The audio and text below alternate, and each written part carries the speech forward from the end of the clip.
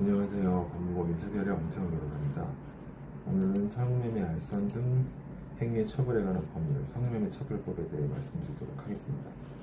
우선은 판매자, 구매자로 나뉘는데 저는 일단 많은 분들이 궁금해하시는 구매자 입장에서 먼저 말씀을 좀 드리겠습니다.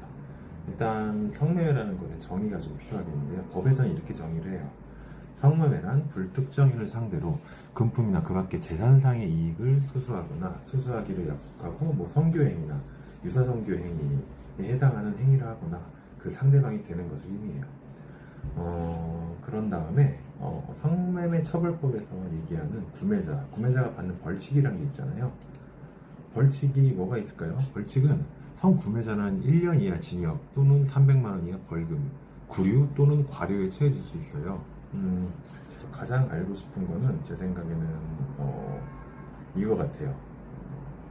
일단 아까 말씀드린 처벌 수위, 성구매자는 1년 이하 징역이나 300만 원 이하의 벌금 내지 구류 또는 과료, 이거랑 단속 또는 적발 방식에 대해서 궁금할 테고, 실제 처벌의 가능성, 그리고 나는 한 번밖에 안 했는데 억울하다, 걸렸다, 초범에 대한 처리, 그리고 신종 성매매 업소도 있죠. 요새는 그냥 전통적인 성매매 업소가 아니라 단속을 하다 보면 점차 이제 음성화가 돼가지고 다 음지로 숨어들었죠.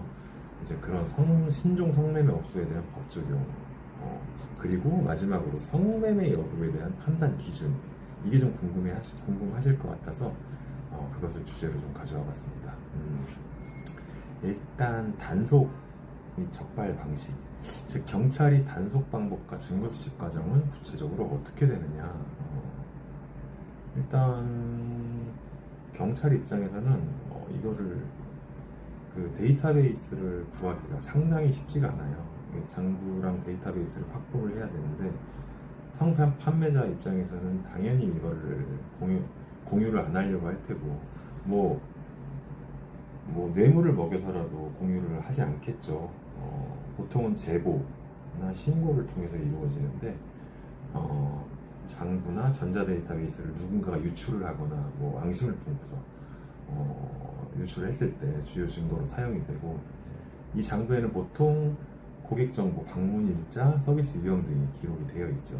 그리고 이제 전통적인 방식인 현장 단속, 이 경찰이 손님을 위장하기도 하는데, 최근에는 업소들이 조심을 많이 해서 처음 오는 손님들을 안 받는 경우도 많이 있죠. 네. 그리고 온라인 모니터링, 채팅 앱, 조건 만남 사이트 등을 통해 성매매 모니터링도 하고, 그리고 함정 수사 같은 것도 하긴 하는데, 이건 사실 현실적으로 쉽지는 않아요. 그리고 아까 말씀드린 신고 및 제보 활용, 시민들의 신고나 제보를 바탕으로 수사를 진행하기도 해요. 근데 증거 수집이 쉽지 않아서 실제 처벌로 이어지기 어려운 경우가 많아요. 현장에서 명백한 증거를 찾아야 하는데 업소들이 갈수록 교묘해지고 있어서 수사에 어려움을 겪고 있어요. 또 인권 문제도 고려해야 해서 과거에 비해 수사가 더 까다로워지는 건 어쩔 수 없죠. 그리고 두 번째로 실제 처벌 가능성이 얼마나 되는지, 단속이 강화되고, 그 성구매자도 검거를 많이 하긴 했는데, 일단 처벌의 일관성이 많이 부족하다는 지적이 있어요. 성구매 남성 중에 특별한 이유 없이 단순히 기소유예나 약식명령을 받는 사례들이 많이 있죠. 어쨌든 이거는 금전적인 문제랑 좀 유착관계가 있을 수 있는데, 경찰의 비리, 검찰의 비리, 이런 것들도 있을 수 있고, 여러 가지 상황에 따라서 기소유예나 약식명령을 받는 사례들이 좀 있어요. 초범인 경우에는 대부분 재범 방지 교육을 통해서 기소유예 처분을 받기도 해요. 그리고 요새는 조금 단속이 감소되고 있는 것 같아요. 법 집행 의지가 좀 약화되고 있는 거 아니냐는 지적이 좀 있고요.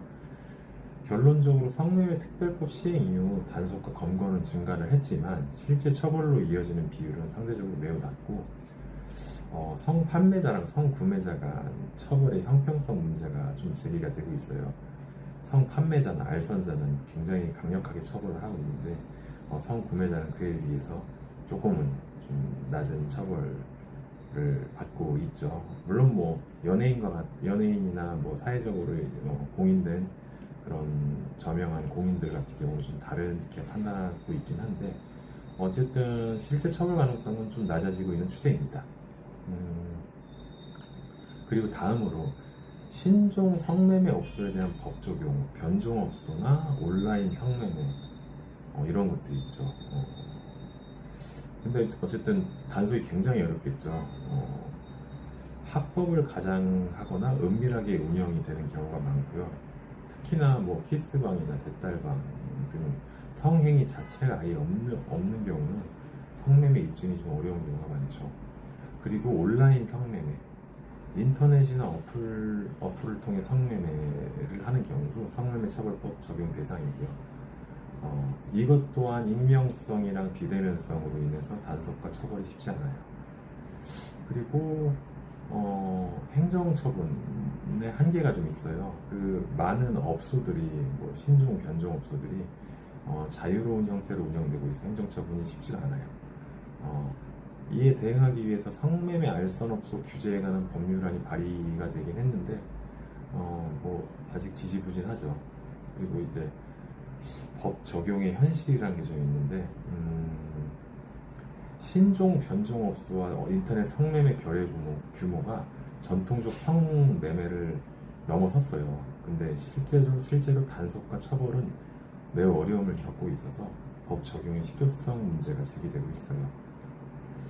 결론적으로 법적으로는 신종 변종 성매매 업소도 처벌 대상이긴 하지만 실제 적용에 있어서는 여러 한계에 부딪히고 있는 상황이에요. 이에 대한 대책 마련이 지속적으로 논의되고 있긴 해요. 네. 그리고 마지막으로 성매매인지 아닌지 판단 기준이라는 게 있겠죠. 주요 기준들은 뭐 한 6, 7가지 정도 있는데 일단 말씀을 드리면은 금품이나 재산상 이익을 받거나 약속을 해야 되고 성행위 대가로, 그리고 두 번째로 불특정인을 상대로 한 행위여야 돼요. 특정인이 아니라. 그리고 성교행위 또는 유사성교행위, 실제 성교 또는 구강, 학문 등을 이용한 유사성교행위, 반복적이고 영리목적이 행위가 있어야 되고요. 그리고 그 알선 같은 경우는 제3자의 알선이나 중개가 있었는지도 판단 기준이 되고요. 장소 제공, 성매매를 위한 장소를 제공했는지도 고려가 됩니다. 그리고 연령의 경우, 성인의 경우 외에 그 미성년자를 대상으로 성매매를 할 경우 별도의 가중처벌이 또 대상이 되고 있죠. 이러한 요소들을 종합적으로 고려해서 성매매 여부를 판단하게 되고요. 단순히 한 가지 요소만으로 가지고 판단하지 않고 전체적인 정황을 살펴서 결정을 합니다. 네. 이번 시간에는 성구매자 입장에서 성매매 알선에 관해서 좀 알아보았고요. 다음 시간에는 성판매자 입장에서 더 유익하고 자세한 정보를 알려드리러 찾아뵙겠습니다. 저는 법무법인 세별의 엄태모 변호사였습니다.